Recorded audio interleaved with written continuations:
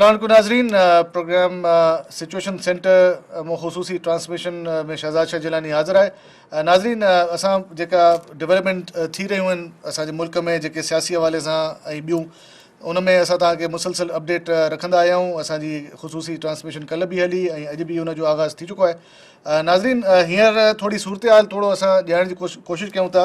असांजे जेके लाहौर में नुमाइंदा आहिनि ताहिर इमरान साहब, उहे असां सां लाइन ते आहिनि। उन्हनि खां थोरो असां हिकिड़ो वठूं था ओवरव्यू त छा सूरत हाल रही है अॼु। हेलो, अस्सलाम वालेकुम। वालेकुम अस्सलाम। जी ताहिर, बताइएगा कि आज क्या सूरत हाल रही है मजमूई तौर पर लाहौर में। ये जो अदालत का फैसला आया था कि इनको जो लीडरान हैं इनको पार्टियों को जो है वो इजाज़त नहीं थी, लेकिन उसके बावजूद वो निकल पड़े हैं। तो क्या माहौल आप देख रहे हैं, कितने लोग निकले हैं, कहाँ से निकले हैं, पॉइंट्स क्या हैं और इनकी स्ट्रेटजी क्या है? जी सर शहजादा, बिल्कुल एक तरफ तो जो कौम है वो आज योम आज़ादी मना रही है, लेकिन दूसरी जानब जो है वो इमरान खान का आज़ादी मार्च और जो ताहिर कादरी है उनका जो इनकलाबी मार्च है वो भी अब जारी हो चुका है। लिहाजा आज तहरीक इंसाफ का जो आज़ादी मार्च है उसकी तो बाज़ाब्ता तौर पर कोर्ट की जानब से भी इजाज़त मिल चुकी थी, लेकिन जो ताहिर कादरी का जो इनकलाबी मार्च है इस हवाले से इजाज़त नहीं मिली थी। लेकिन ताहिर कादरी ने दोबारा रात के अपनी प्रेस कॉन्फ्रेंस की थी और उसमें उन्होंने बिल्कुल क्लियर कट कहा था कि हम अपना जो इनकलाबी मार्च है वो हर सूरत निकालेंगे। हमारा इनकलाबी मार्च जो है वो पुरअमन है और उसको कोई ताकत भी रोक नहीं सकती। लिहाजा आज भी जब ये सारी सूरतें आती तो उस वक्त पंजाब हुकूमत की जानब से भी बहुत ज्यादा स्ट्रिक्ट एक पॉलिसी बनाई गई थी। जो मिनाजुल कुरान सेक्रेटेरिएट की जानब जाने वाले जितने भी रास्ते थे उनको कंटेनर, तो खाददार तारे और मट्टी के तोड़े लगाकर मुकम्मल तौर पर सील किया गया था और पुलिस की जो अज़ाफ़ी नफरी तैनात वहां पर करके 10,000 के करीब वहां पर जो पुलिस एहलकार थे वो तैनात कर दिए थे।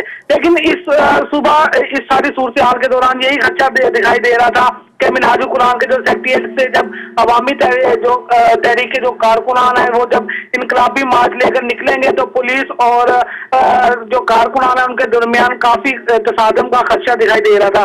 अच्छा। लेकिन आज सुबह ही फिर गवर्नर पंजाब चौधरी मोहम्मद सरवर ने ताहिर कादरी के साथ टेलीफोनिक राब्ता किया, जिसमें ताहिर कादरी ने मुकम्मल तौर पर उनको पुरअमन इनकलाबी मार्च की यकीन दहानी करवाई और उन्होंने कहा कि हमारा जो इनकलाबी मार्च है वो पुरअमन है और हमारा कोई भी कारकुन मावरा आइन इक़दाम का हिस्सा नहीं बनेगा।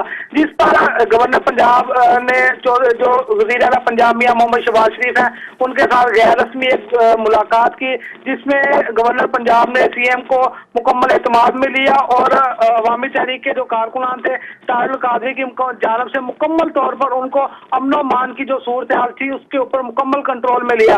जिसके बाद वज़ीर आला ने मशरूत तौर पर इजाज़त दे दी और उसके बाद सिक्योरिटी को भी थोड़ा बैकअप रखा और कंटेनर हटाने की वहां पर इजाज़त दी। जिसके बाद ताहिर कादरी अपना जो कारवां थे वो लेकर निकले तो उस वक्त तो लोग बड़े कम थे, लेकिन वो जैसे जैसे मिनाजुल कुरान सेक्रेटेरिएट से निकलते गए और कारकुन बहुत ज्यादा तादाद में उनके साथ मिलते गए हैं। इस वक्त ताहिर कादरी का जो इनकलाबी मार्च है वो लाहौर केनाल पर पहुंच चुका है और इसमें हजारों की तादाद में लोग शरीक हैं। लोग बसों में, कारों में, वैगनों में, इसके अलावा लोग पैदल भी उनके कारवां के साथ शरीक हैं। इसके साथ साथ जो सियासी पार्टियों में मुस्लिम लीग काफ, मजलिस वाहिदत मुस्लिमीन और सुन्नी इत्तेहाद कौंसिल के जो कायदीन हैं और सैकड़ों कारकुनान है वो भी ताहिर कादरी के साथ इस वक्त जो उनका कारवां है, इनकलाबी मार्च है, उसमें वो शामिल है। अच्छा, ये बताइएगा ताहिर, ये बताइएगा कि हमने ये देखा कि जितने भी ये लीडरान हैं या जितनी जमातों के जो सरबराह हैं वो अलग अलग अपने काफिले लेकर निकले और इनका मीटिंग पॉइंट कहाँ पर था, ये थोड़ा सा ये हमारे नाजरीन को बताइएगा। जी बिल्कुल, जब ताहिर कादरी और मुस्लिम लीग काफ के जो चौधरी बरादरान है वो तो मुसलसल राब्ते में थे, क्योंकि लेकिन दूसरी जानब जो इसके साथ मजलिस वाहिदत मुस्लिमीन और सुन्नी इत्तेहाद कौंसिल के जो रहनुमा है वो अपने कारवां लेकर मिनाजुल कुरान सेक्रेटेरिएट पहुंच गए थे। ताहिर कादरी के साथ उन्होंने अपना जो कारवां का जो आगाज था वो इकट्ठे किया है, लेकिन चौधरी बरादरान अभी तक उनको रास्ते में नहीं मिले क्योंकि लोगों का एक यहाँ पर बहुत बड़ा जम्मे गफीर है। लिहाजा वो वो अभी थोड़ा और अभी यही तवक्को की जा रही है कि दाता दरबार या आज़ादी चौक के करीब जाकर जो चौधरी परवेज इलाही और जो उनके कारकुनान है वो तारुल कादरी के जो कारवां है उसको साथ टच कर जाए। लेकिन इससे आगे जो अगर चले तो तहरीक इंसाफ का भी जो आज़ादी मार्च है वो भी रवां दवां है, क्योंकि जो आज़ादी मार्च था वो इनकलाबी मार्च से थोड़ा पहले निकला था, जिसकी लीड इमरान खान कर रहे हैं। और इस वक्त जो इमरान खान है वो दाता दरबार के करीब पहुंचने वाले हैं, थोड़ी ही कुछ फासले पे वहां पर उनका भी कारवां पहुंचा और वो भी बहुत लाखों तकरीबन बहुत हजारों की तादाद में वहां पर अभी जो उनके कारकुनान है वो यहाँ मौजूद है। और आज़ादी मार्च को अगर इन तमाम सूरत हाल में अगर पंजाब हुकूमत ने अपनी रुकावटें हटा दी तो यही तवक्को की जा रही है कि ये जो दोनों कारवां हैं और इनमें हजारों की बजाय लाखों तादाद इसकी हो सकती है, और जो कि इस्लामाबाद पहुंचे पहुंचे एक बहुत बड़ा ही जो लोग हैं वो लोगों की तादाद है वो इसमें शामिल होने की तवक्को की जा रही है। अच्छा ताहिर, एक और बात ये बताइए कि जैसा कि आपने बताया कि हमने ये देखा है कि तकरीबन लगभग कोई 3 घंटे से ज़ायद हो चुके हैं ये मार्च और ये काफिला जो है वो अपनी मंजिल की तरफ जो है वो की जानिब बढ़ रहा है, लेकिन आप कह रहे हैं कि इस वक्त तक जो है तहरीक इंसाफ का जो काफिला है वो दाता दरबार तक पहुंच चुका है। तो इससे आपको क्या अंदाज़ा लगता है कि ये जो मार्च है इस्लामाबाद की तरफ इसको कितना टाइम लग सकता है, और जो बता रहे हैं आप कितने लोगों की तादाद जो है वो आ चुकी है, और काफ़ी आपके बकौल जो आप बता रहे हैं इस वक्त जो सूरत हाल के काफ़ी वो कामयाब जा रहा है। जी बिल्कुल शहजाद साहब, अभी क्योंकि जो इमरान खान का जो घर है रिहाइश का जमान पार्क और उससे जो दाता दरबार का जो रास्ता है वो भी तकरीबन 15 से 20 मिनट की मुसाफत है, लेकिन ये जो मार्च है ये तकरीबन 11 से 12 बजे के दरमियान से निकला था और अभी इस मार्च को तकरीबन 5-6 घंटे होने को है और अभी ये सिर्फ दाता दरबार अभी पहुंचा है और यही तवक्को की जा रही है कि ये बहुत टाइम लेगा। दूसरी जानब जो तारुल कादरी है उनका भी मार्च अभी जारी है और चौधरी बरादरान की जानब से जो रात का स्टे है वो गुजरात में क्याम करने के लिए उन्होंने मुकम्मल तौर पर बंदोबस्त किया हुआ है। लेकिन हमें जो मार्च की जो सूरत आ रहा है जिस वो रवानगी से अपने आहिस्ता आहिस्ता अपनी मंजिल की जानब जा रहा है, हमें नहीं लग रहा कि वो रात के गुजरात पहुंच जाएगा, लेकिन इस मार्च में बहुत ज्यादा तवालत भी हो सकती है और यही खदशा किया जा रहा है कि कल की बजाय ये परसों जाके कहीं सुबह के वक्त जाकर इस्लामाबाद में जाकर पड़ाव करे अगर हुकूमत की जानब से किसी किस्म की रुकावटें ना डाली गई तो। लेकिन अभी जो लोग हैं वो वाकई बहुत ज्यादा इसमें शामिल होते जा रहे हैं और जैसे जैसे ये मार्च तहसील और डिस्ट्रिक्ट से होता हुआ जाएगा वहाँ के जो रहायशी और जो वहाँ के इनके जो कारकुनान है वो भी इसमें मजीद शामिल होते जाएंगे। दूसरी जानब ये भी मैं आपको बताता चलूँ कि हुकूमत पंजाब ने इन तारुल कादरी का जो मार्च है इसको जाने के लिए इजाजत तो दे दी है, लेकिन अभी रात उन्होंने सुबह लाहौर समेत सुबह भर में दफा 144 का नफाज किया था जो कि अभी तक ये नफाज अभी तक बरकरार है और इसमें किसी किस्म का अभी तक इसको हटाया नहीं गया। और इसके साथ साथ मैं आपको ये भी बता चलूं कि जब कल लाहौर हाई कोर्ट का जो मुख्तसर फैसला आया था, आज हाई कोर्ट का तफसीली फैसला भी आ चुका है जिसमें हाई कोर्ट ने ये वाज़ेह तौर पर कहा है कि जो इमरान खान का जो आज़ादी मार्च है उसको तो इजाजत दी गई है, लेकिन जो तारुल कादरी का जो इनकलाबी मार्च है उसको इजाजत नहीं दी गई। अदालत ने अपनी तफसीली फैसले में ये कहा है कि हम किसी ऐसे मार्च की इजाजत नहीं देंगे जिससे मुल्क में अनारकी और मुल्क में कत्लो गारत का बाजार गर्म हो। इसके अलावा साथ साथ अदालत ने अपने तफसीली फैसले में ये भी कहा है कि हम लॉन्ग मार्च की तो इजाजत दे रहे हैं लेकिन इस्लामाबाद में किसी किस्म का कोई गैर आईनी कोई धरना ना दिया जाए। और इसके साथ अदालत ने यह भी तहरीक इंसाफ को वाज़ेह तौर पर हुक्म दिया है कि वो कि इस्लामाबाद में किसी भी मावरा आयन का जो इक़दाम है उससे गुरेज करे, लिहाजा आयन को अपने महदूद मद्देनजर रखे। अब इस सारी सूरत हाल में तारुल कादरी भी अपना इनकलाबी मार्च लेकर जा रहे हैं और इमरान खान भी अपना आज़ादी मार्च लेकर जा रहे हैं। उनका यही कहना है कि हम इस्लामाबाद में जाकर धरना देंगे और हुकूमत के मुस्ताफी होने तक हम वो अपना वहीं पे धरना देंगे। देखते हैं कि मामला कहाँ तक जाता है और अदालत के हुक्म की वो ठीक है। कहाँ तक अपनी तामील कर पाएंगे। बहुत जी, शुक्रिया, शहजाद साहब। बहुत शुक्रिया आपका ताहिर इमरान, आपने हमारे नाजरीन को अपडेट किया सारी सूरत हाल से। हम आपसे मुसलसल जो है वो राब्ता रखेंगे और हम अपने नाजरीन को गाए बगाए हर वक्त हर लम्हा जो है वो हम अपने नाजरीन को अपडेट करते रहेंगे। नाजरीन ही हुआ असांजा जेके लाहौर जा रिपोर्टर ताहिर इमरान जिन असांखे सॼे जेका सूरत हाल आहे हिन वक्त जी जेके डेवलपमेंट्स थियूं आहिनि उन सां असां आगाह कयो। नाजरीन असां सां गॾु जेको आहे असां कोशिशि कयूं था त हिन ट्रांसमिशन खे असां कंटिन्यू कयूं ऐं ॿियनि सां बि असांजो जेको आहे ॻाल्हि ॿोल हले। इन सां गॾोगॾु असां हाणे हिकिड़ो वक़फ़ो वठंदासीं, वक़फ़े वठण खां पोइ असां हिन ट्रांसमिशन खे कंटिन्यू कयूं था। असां सां गॾु रहिजो।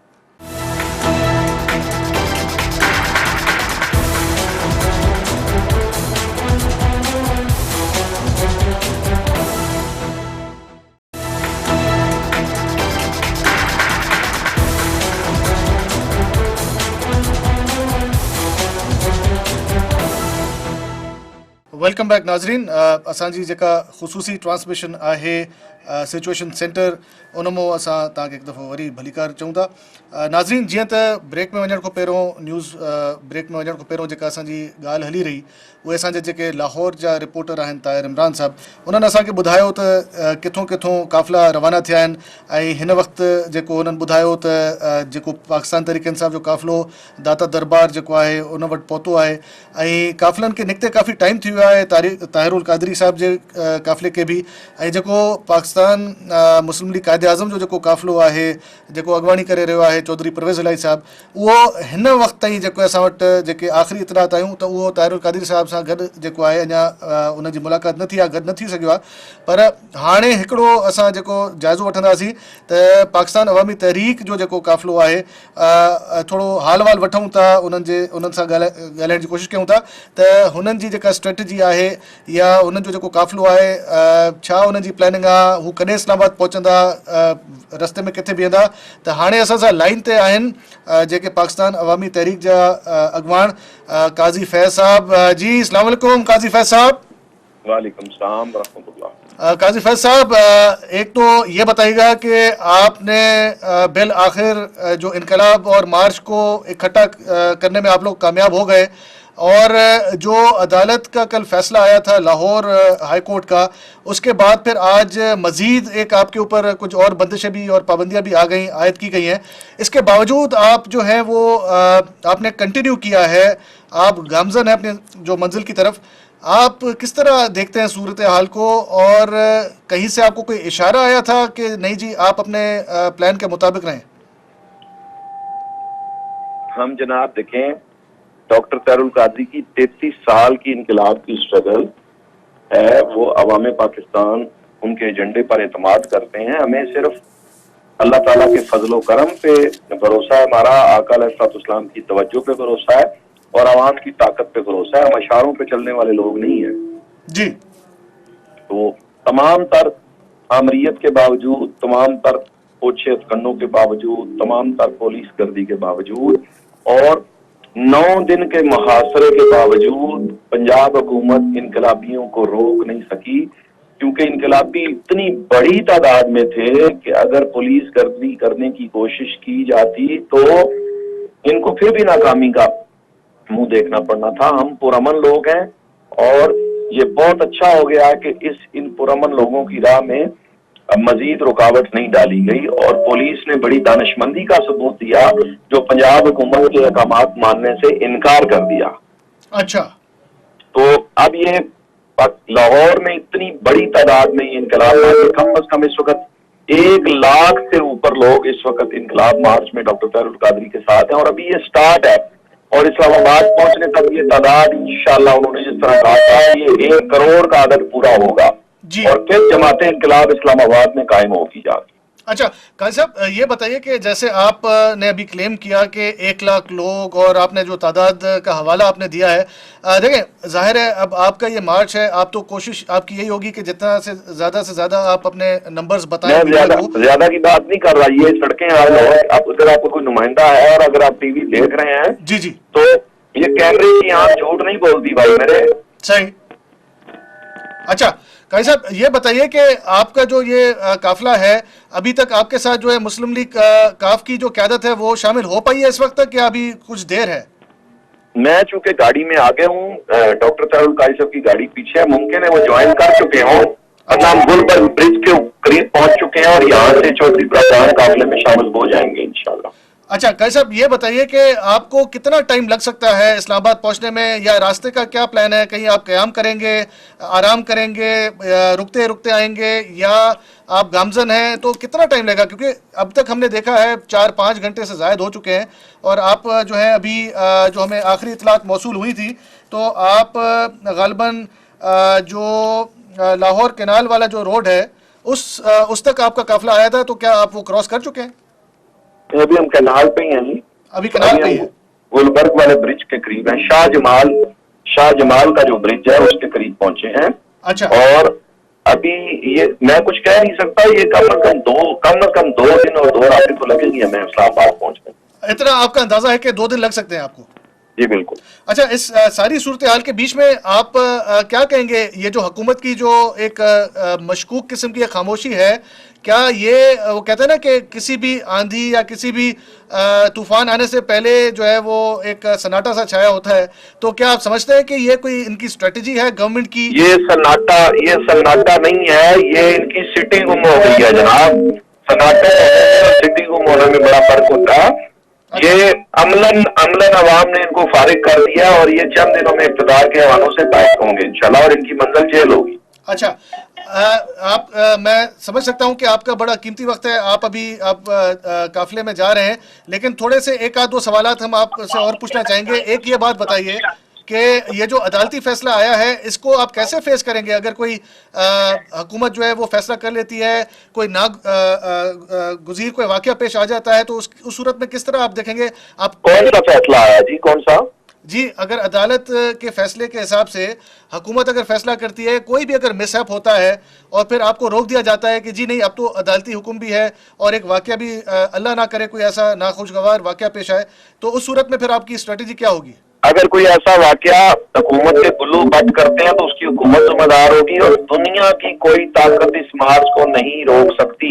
ये इनकलाबी निकले हैं, अपनी मंजिल हासिल करके वापस आएंगे। अच्छा, एक और सवाल आपसे ये करना चाहेंगे कि इस्लामाबाद आप जब पहुंच जाएंगे, इमरान खान साहब अपना काफिला लेकर पहुंचेंगे, आप लोग इकट्ठे हो जाएंगे, तो वहाँ पर तो हमने ये देखा है कि फैज़ाबाद वाला इलाका जो है उसके अंदर आज जो है वो कारकुनों को कहा गया है कि जी ये बिल्कुल आप 0 पॉइंट से पीछे रहें, तो आप लोग बज़िद हैं फिर भी डी चौक तक पहुँचने के लिए?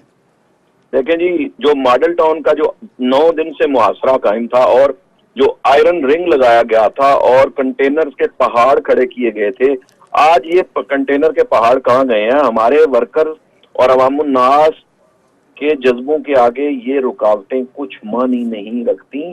जिस तरह इनको हटा दिया गया है, हम दारुल हुकूमत के अंदर जो कंटेनर लगाए जा रहे हैं, हम इंशाल्लाह जहां तक हमने जाना होगा हम जाएंगे, और इंशाल्लाह ये पौने हुक्मरान, ये खौफजदा हुक्मरान, ये बुज़दिल हुक्मरान, ये हमें नहीं रोक सकेंगे। और अब तो इंतजामिया और पुलिस को भी समझ आ गई है कि इनके तो चंद दिन बाकी रह गए हैं, इनके अहकामात कौन मानेगा, मुझे ये बताएं। जी देखिए, जो इनके अहकामात की आपने बात की, ये भी तो हो सकता है कि ये इनकी प्लानिंग का हिस्सा हो कि अभी आपको जाने दें, आगे आप बढ़े। मैं ऐसा कुछ नहीं समझता, ये अमलन ये इक़्तिदार इनका खत्म हो चुका है और उसका ऐलान होना बाकी। अच्छा, ये भी बताइएगा कि तारुल कादरी साहब का कोई राब्ता किसी अस्करी क़यादत से अभी कुछ पिछले एक दिन में या कुछ घंटों में हुआ? हम जो हैं आवाम से राब्ते पर यकीन रखते हैं, बस सिर्फ और सिर्फ आवाम से राब्ते पर यकीन रखते हैं। अच्छा, ठीक है काजी फैज साहब, आपने हमारे प्रोग्राम में शिरकत की सिचुएशन सेंटर में। हम आपसे दोबारा भी राब्ता करने की कोशिश करेंगे और आपसे अपडेट्स लेंगे आपके काफिले के हवाले से। बहुत शुक्रिया। शुक्रिया जी, सलाम। जी नाज़रीन, ये हुआ काज़ी फैज़ साहब जेके पाकिस्तान अवामी तहरीक जा अॻवान। उन्हनि असांखे इहा जेका ॼाण ॾिनी त हिन वक़्तु काफ़िलो जेको आहे उहो पंहिंजी मंज़िल तरफ़ जेको आहे उहो रवां दवां आहे। ऐं उन्हनि इहो बि ॿुधायो त का बि अहिड़ी का जेका आहे ताक़त उन्हनि खे रोके नथी सघे ऐं हू पुरउमीद आहिनि त हू इस्लामाबाद पहुचंदा। ऐं वक़्त जो जॾहिं असां उन्हनि खां पुछियोसीं त केतिरो वक़्तु लॻी सघे थो त उन्हनि चयो त थी सघे थो त ॿ ॾींहं उन्हनि खे लॻी वञनि ऐं काफ़िलो जेको आहे इस्लामाबाद पहुचे। नाज़रीन, हींअर जेको आहे ब्रेक जो वक़्तु थी वियो आहे। असां हिकिड़ी ब्रेक वठी ऐं वापसि अचूं था।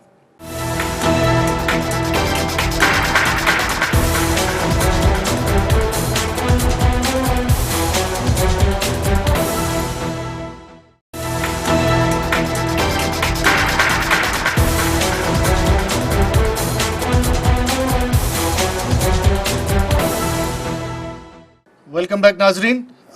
ब्रेक में वञण खां पहिरियों असांजी ॻाल्हि ॿोल थी काज़ी फैज़ साहिब सां ऐं असां मुसलसल कोशिशि कयूं था त जेके अॻवान इन काफ़िले में शामिलु आहिनि उन्हनि सां असां वारे वारे सां ॻाल्हाईंदा हलूं।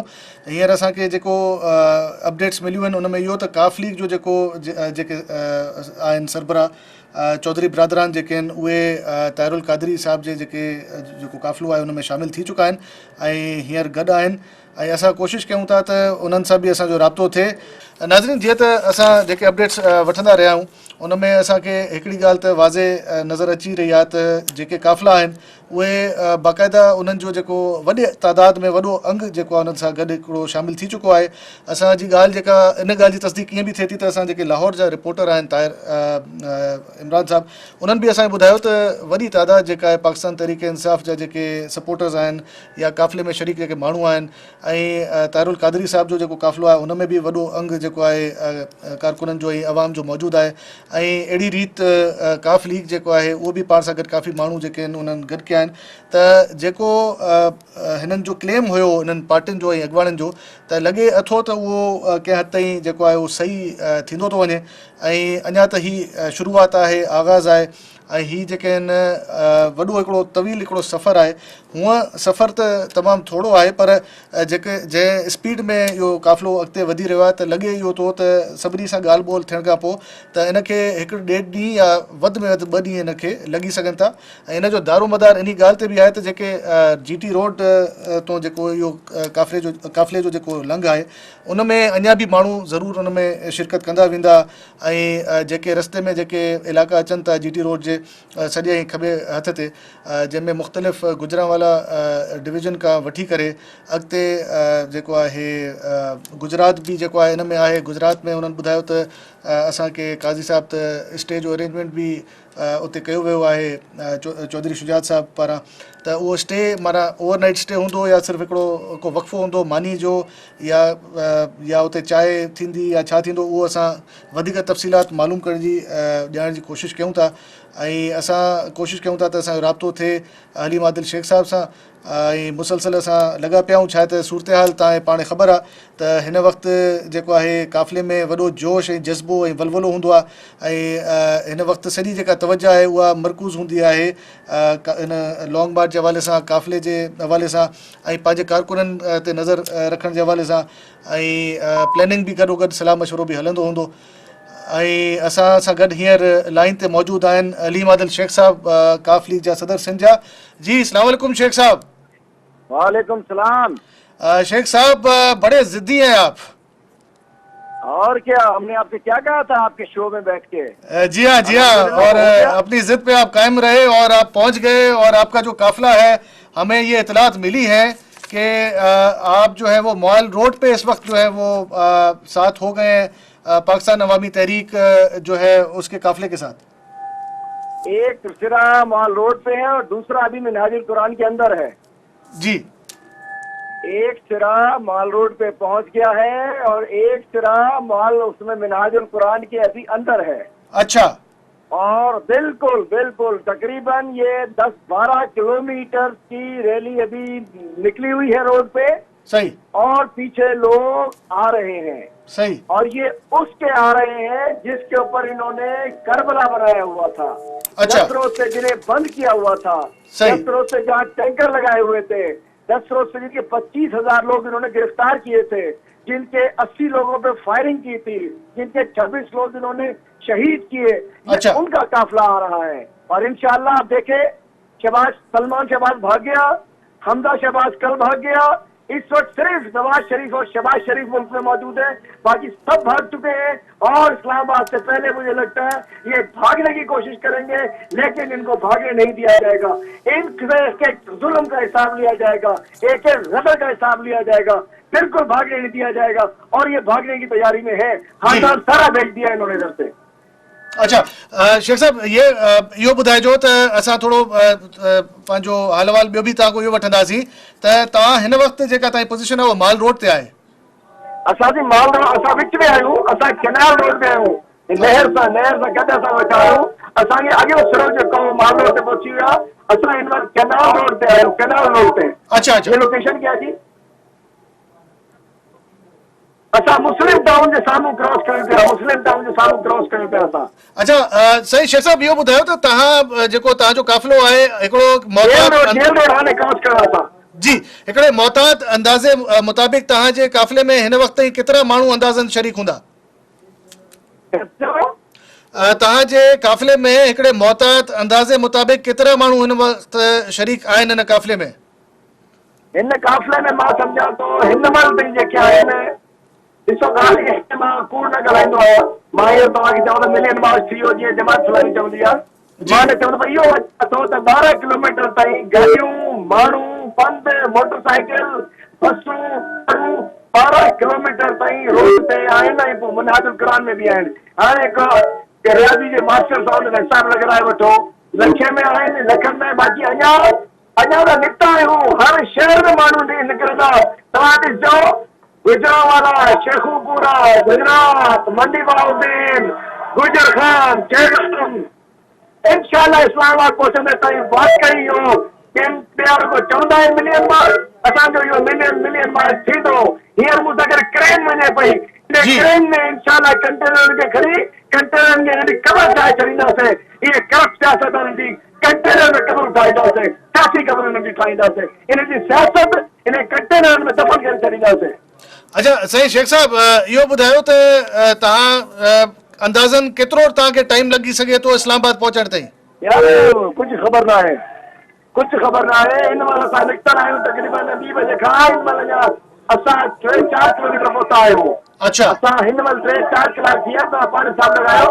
असांजी मंज़िल आहे ॾींहंनि जो, घंटनि जो फ़ासिले जी फिक्र न आहे, पर ॿुधायो असां इंशाअल्लाह विच में ई भॼी वेंदा, विच में ई भॼी वेंदा। मूंखे लॻे थो भॼण जी तयारी में आहिनि इहे। अच्छा सही शेख साहब, गुजरात में के अरेंजमेंट्स कया विया आहिनि चौधरी शुजात ऐं चौधरी परवेज़ इलाही पारां? को स्टेज अरेंजमेंट आहे छा हुते? छा था चओ? गुजरात में कुझु एतमाम कयो वियो आहे क़याम जो चौधरी बिरादरान पारां? न साईं, लखे माण्हू किथे असां गुजरात में असांजे वॾी रैली इंतज़ारु करे पई। असांजे चौधरी वजाद साहिब हुते गुजरात में वॾी रैली वठी, पर क़याम जो मूंखे लॻे नथो त क़याम किथे थींदो। इंशाअल्लाह क़याम जेको आहे हुते इस्लामाबाद में वञी थींदो, ऐं इंशाअल्लाह इस्लामाबाद में तमाम सां गॾु हूंदासीं। इन गाॾियुनि में, इन कंटेनरनि में, इन रोड में, इन रस्ते में इंशाअल्लाह क़याम थींदो। ऐं बाक़ी मूंखे लॻे नथो त सॼे पासे मां वेंदासीं इंशाअल्लाह। अच्छा सही शेख साहब, असां तव्हां सां वरी हिकु भेरो ॿीहर राब्तो कंदासीं ऐं तव्हां खां असां अपडेट वठण जी कोशिशि कंदासीं ताकी असांजे नाज़रीन खे ख़बर हुजे त एग्ज़ैक्ट सिचुएशन छा पई हले। तव्हां सां ॻाल्हाइण जी, असां सां ॻाल्हाइण जी वॾी महिरबानी। नाज़रीन, इहो हुया अलीम आदिल शेख साहब जेके ॿुधाए रहिया सूरत हाल त हिन वक़्तु ज़ाहिर हिकिड़ो वॾो जोश हुयो ऐं काफ़ी माण्हुनि जो रश बि हुयो, शोर बि हुयो, जंहिंजे करे थोरो असांखे शायदि आवाज़ु जेको आहे हुननि जो सही ॿुधण में न आयो हुजे। नाज़रीन, हींअर असां जेको आहे ब्रेक में वञूं पिया, ब्रेक खां पोइ वापसि अचूं था ऐं ट्रांसमिशन खे जेको आहे असां कंटिन्यू कयूं था।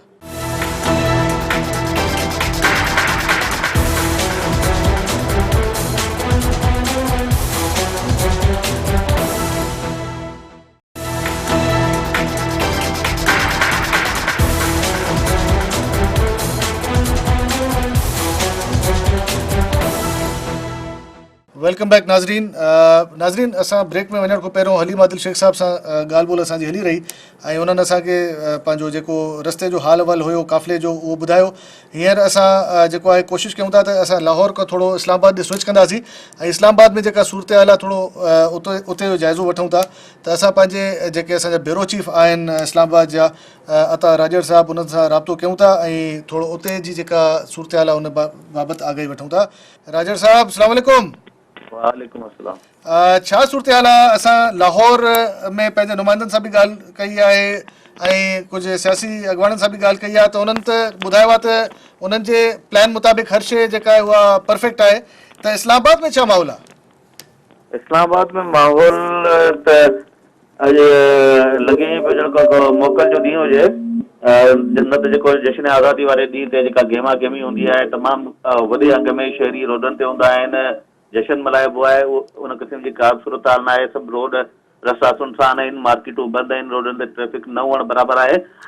पर ॿिए पासे जेको इंतज़ामिया आहे उहा लॻे थो ॿुॾ तर जो शिकार आहे।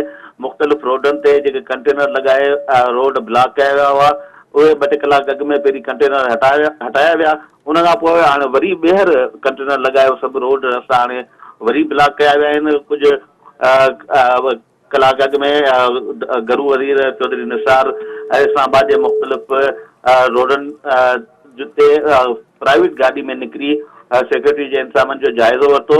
इन हवाले सां हुन कश्मीर हाईवे ते जेको सेरीना होटल वारो चौक आहे, पारा आहे, स्पोर्ट्स कॉम्प्लेक्स आहे, उन सां गॾोगॾु 0 पॉइंट इंटरचेंज वारो इलाइक़ो आहे, इन्हनि सभिनी इलाइक़नि जो जाइज़ो वरितो। ऐं उन दौरान IG Islamabad, deputy commissioner Islamabad ऐं इस्लामाबाद जी सिविल तोड़े पुलिस इंतज़ामिया जा ॿिया केतिरा ई ऑफिसर साणुसि गॾु हुआ। जेके ॻाल्हि ॿोल थी चौधरी निसार जी उन वक़्तु सिक्योरिटी अमलदारनि सां, उन मां लॻे ईअं पियो त हुकूमत पारां इहो फ़ैसिलो कयो वियो आहे त जेके ई ॿई मार्च अचनि था, इनकलाब मार्च तोड़े आज़ादी मार्च, उन्हनि खे 0 पॉइंट वारी जॻह ते रोके उते खेनि जलसो करण जी इजाज़त ॾिनी वेंदी। इन हवाले सां इहे सख़्तीअ सां हिदायतूं कयूं वयूं आहिनि त जेको कश्मीर हाईवे आहे उन ते स्पोर्ट्स कॉम्प्लेक्स जे साम्हूं, 7th एवेन्यू जे साम्हूं पाक चाइना फ्रेंडशिप सेंटर आहे, उन जे साम्हूं उन सां गॾोगॾु जेको मोनूमेंट आहे 0 पॉइंट ते उन सां जेको लिंक रोड वञे थो, उहे सभु रस्ता हाणे कंटेनर लॻाए आस्ते आस्ते बंदि कया था वञनि।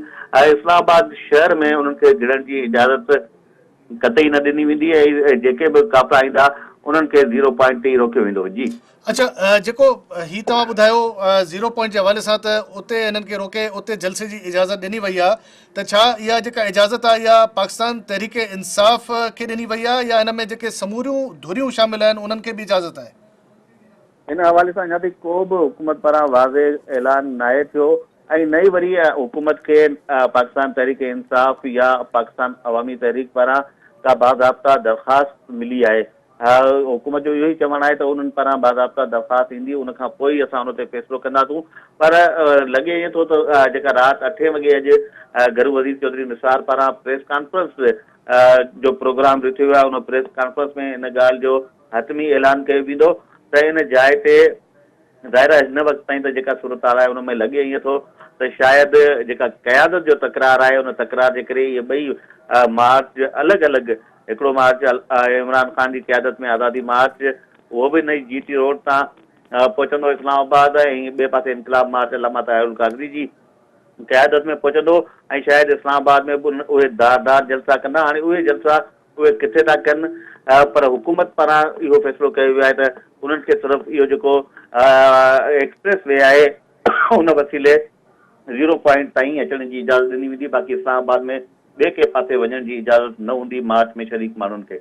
जी अच्छा, त इहो ॿुधाइजो त जेको शहज़ाद टाउन वारो जेको इलाइक़ो आहे जिथों हिकिड़ा दाख़िली रस्ता आहिनि इस्लामाबाद जेके अचण वारा, जंहिंमें कॉन्स्टिट्यूशनल एवेन्यू ऐं इहे जेको पासो आहे या जेको इहो रावल डैम वारे रस्तो आहे या जेको मरी वारो रस्तो आहे, छा इहो बि सील्ड आहे? इहो रस्तो पहिरीं जेके इतला हुआ उन में इहो चयो पियो वियो त इस्लामाबाद क्लब खां अॻियां जेको कश्मीर चौक आहे कन्वेंशन सेंटर वटि इहो ई रस्तो वरी पोइ अॻियां मरी ऐं बाराको हलियो थो वञे, हिते जलसे जी इजाज़त शायदि ॾिनी वञे इंतज़ामिया पारां। पर उन खां पोइ उहे सभु रस्ता मुकमिल तौर ते सील करे हाणे सिर्फ़ु 0 पॉइंट वारो ई रस्तो आहे, उहो बि जेतोणीकि अञा ताईं सील आहे ऐं फैज़ाबाद वटि अॻियां कुराल चौक वटि, उन खां अॻु में अॻियां काक पुल वटि, उन खां अॻियां रिवात वटि, मुख़्तलिफ़ जायुनि ते 4-5 जायुनि ते कंटेनर्स लॻल आहिनि। पर जॾहिं मार्च पहुचंदो त पोइ इम्कान इहो ई आहे त इहे सभु कंटेनर हटाए, जीअं लाहौर में हटाया विया ईअं ई हटाए उनखे रस्तो ॾिनो वेंदो। पर हुन पासे जेको आहे जेको रावल डैम वारो रस्तो आहे, कश्मीर चौक वारो, उहो उन पासे हुकूमत पारां इजाज़त ॾियण जा इम्कान तमामु घटि नज़र अचनि था, छो त हुते कोई डिप्लोमेटिक इनक्लेव बिल्कुलु वेझो थी थो वञे ऐं हुकूमत वटि हिन वक़्तु सभिनी खां वॾी जेका तरजीह आहे उहो डिप्लोमेटिक इनक्लेव ऐं रेड ज़ोन खे तहफ़ुज़ ॾियणु आहे। सो जेकॾहिं कश्मीर चौक ते जेकॾहिं इजाज़त ॾिनी वञे थी, उन कश्मीर चौक ताईं लॉन्ग मार्च कंदड़ माण्हू पहुची था वञनि त उन खां पोइ 1 किलोमीटर जो फ़ासिलो कोन्हे रेड ज़ोन जो, जेको शुरू थिए थो सेरिना होटल खां। तंहिं करे हुकूमत अहिड़ो को रिस्क खणण जी मूड में हिन वक़्तु नज़र असांखे नथी अचे। जी अच्छा, असांखे इहे बि इतला हुया त जेको फ्लाइट स्केड्यूल आहे, शेड्यूल आहे, उहो बि तमामु घणो मुतासिर थियो आहे। त हींअर इस्लामाबाद एयरपोर्ट खुलियल आहे या बंदि आहे फ्लाइट्स जे लाइ? न, इस्लामाबाद न रुगो कराची खां जेके फ्लाइट्स हुयूं अॼु इस्लामाबाद जूं, उहे कैंसिल थी वियूं सुबुह साण ई, पर उन सां गॾोगॾु इंटरनेशनल फ्लाइट्स बि बंदि आहिनि।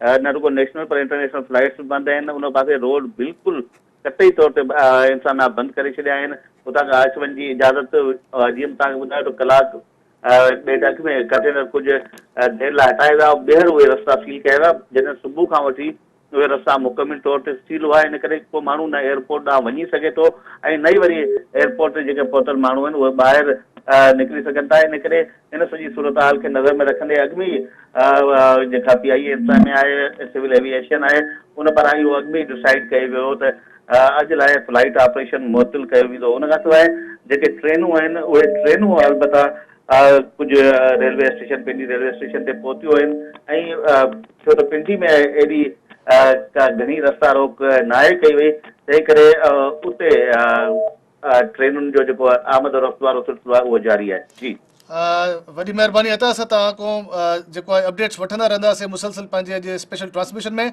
वॾी महिरबानी तव्हांजी। जी नाज़रीन, इहो हुया अता राजड़ जेके असांजा सिंध TV जा ब्यूरो चीफ आहिनि इस्लामाबाद जा। उन्हनि असांखे सूरतहाल खां आगाह कयो त जेका रस्तनि जी ऐं जेके कंटेनरनि जे हवाले सां पहिरियों इंतिज़ामिया कंटेनर हटाया ऐं वरी जेको आहे रस्तनि खे सील थो कयो वञे, उहो सिलसिलो अमल जेको आहे उहो जारी आहे। ऐं नाज़रीन, हींअर असांजो जेको आहे हिकिड़ो ब्रेक जो टाइम थियो आहे। ब्रेक खां पोइ असां पंहिंजी ट्रांसमिशन खे कंटिन्यू कंदासीं। ब्रेक वठो, वापसि अचूं।